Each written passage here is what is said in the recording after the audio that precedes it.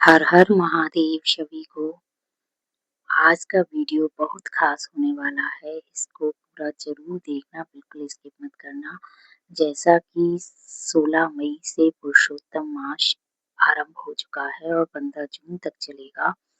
इन खास दिनों में दीपदान का विशेष महत्व है।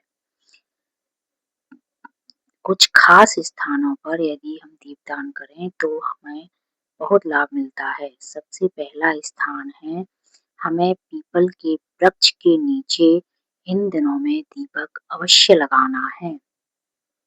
पीपल के वृक्ष के में स्वयं विष्णु भगवान का वास होता है और इसमें हमें दीपक लगाने से सुख संपदा प्राप्त भी करना चाहिए। पीपल का वृक्ष में स्वयं लक्ष्मी जी का वास होता है, जिससे इसमें दीपदान करने से सभी हमारी दरिद्रता दूर होती है। इसलिए विष्णु भगवान को अत्यधिक प्रिय अधिक मास में हमें दीपदान अवश्य करने चाहिए।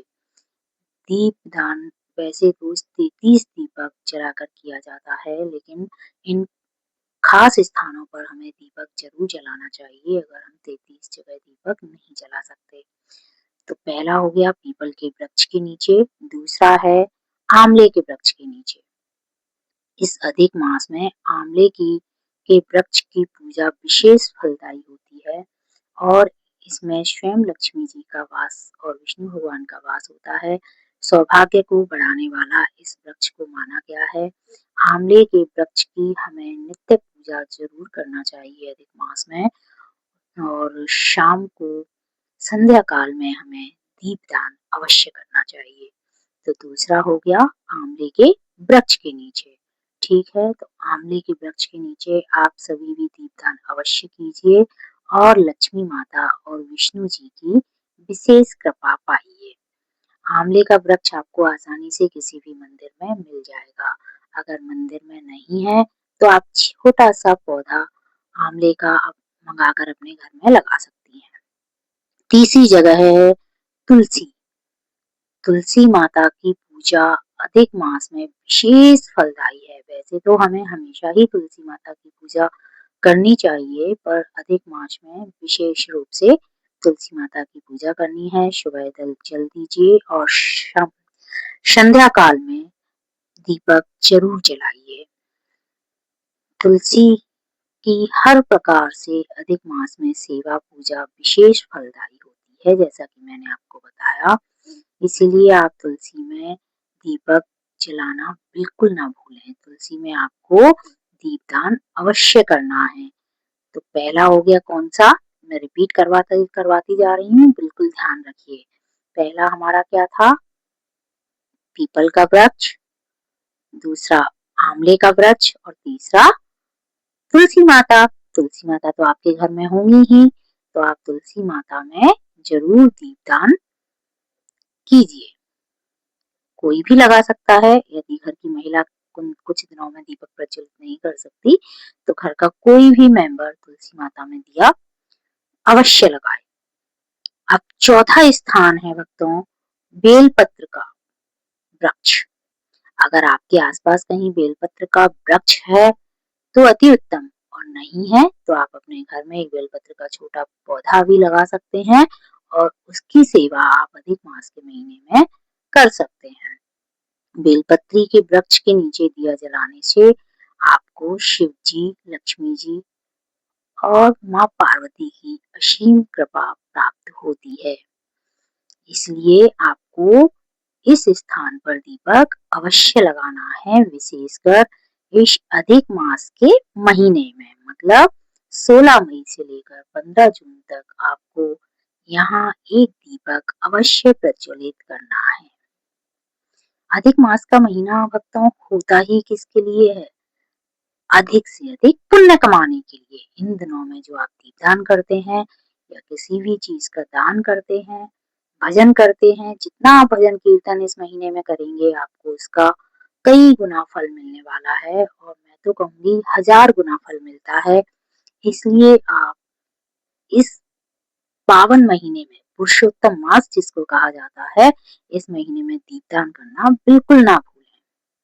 अब 5वां स्थान है भक्तों केले का वृक्ष। केले के वृक्ष की जड़ में विष्णु जी का वास होता है, तो हमें केले का वृक्ष का पूजन अवश्य करना है और केले के वृक्ष में दीपदान शाम को अवश्य करना है। केले के वृक्ष में आप सब दीपदान अवश्य कीजिए। इस 1 महीने में दीपदान करके अधिक से अधिक पुण्य कमाइए। केले का वृक्ष भी आपको आसानी से किसी भी मंदिर में मिल जाता है और आपके आसपास यदि मंदिर नहीं है तो आसपास कहीं ना कहीं केले का वृक्ष अवश्य होगा, तो आप वहां जाकर दीपदान कर सकती हैं। तो अब 5वां स्थान आपका क्या हो गया भक्तों? केले का वृक्ष। आपको केले में दीपदान अवश्य करना है। ठीक है, तो अधिक मास में आपको कौन कौन सी जगह हो गई दीपदान करने के लिए?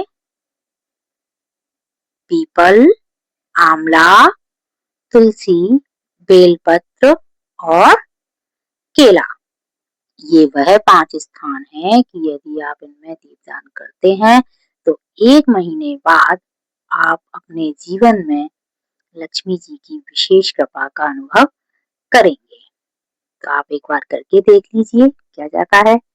6वां स्थान घर का मंदिर। वहां तो आप रोज ही वैसे संध्या आरती करते होंगे, लेकिन इस अधिक मास के महीने में आपको विशेष रूप से थोड़ा सा भगवान का जाप करते हुए संध्या समय में अच्छे से आरती कीजिए और दीपक प्रज्वलित कीजिए, जिससे भगवान की कृपा आपके पूरे घर पर बनी रहे।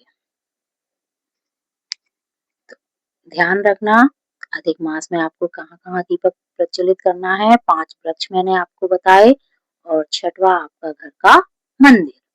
7वां स्थान और बहुत महत्वपूर्ण स्थान अधिक मास के लिए है।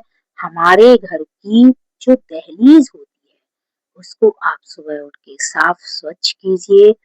चाहे तो कभी कभी गंगा जल से और गुलाब जल से उसको सिंचित कीजिए। रात में 1 लोटा जल भगवान के मंदिर में रख दीजिए, सुबह उसको धोइए। सींचने का मतलब मैंने गलत बोल दिया, कोई वृक्ष थोड़ी है जो सींचना है, पर आपको उसको धुलना है अच्छे से, क्योंकि घर की दहलीज ही वह स्थान है जहाँ से हमारा पूरा घर रोशन करता है और हमारे देवता पितृ देवता सभी उसी दहलीज से आते हैं और दहलीज पर पितृ देवताओं का स्थान देवताओं का स्थान माना जाता है। इसलिए हमारे घर की दहलीज को साफ स्वच्छ और संध्या समय उसमें दीपक प्रज्वलित करना बहुत अच्छा माना जाता है। तो आप सभी को ये 7 स्थान समझ में आ गए होंगे। इन पर आप विशेष रूप से दीपदान करके अधिक से अधिक पुण्य इस अधिक मास में कमा सकते हैं, क्योंकि अगर हम वैसे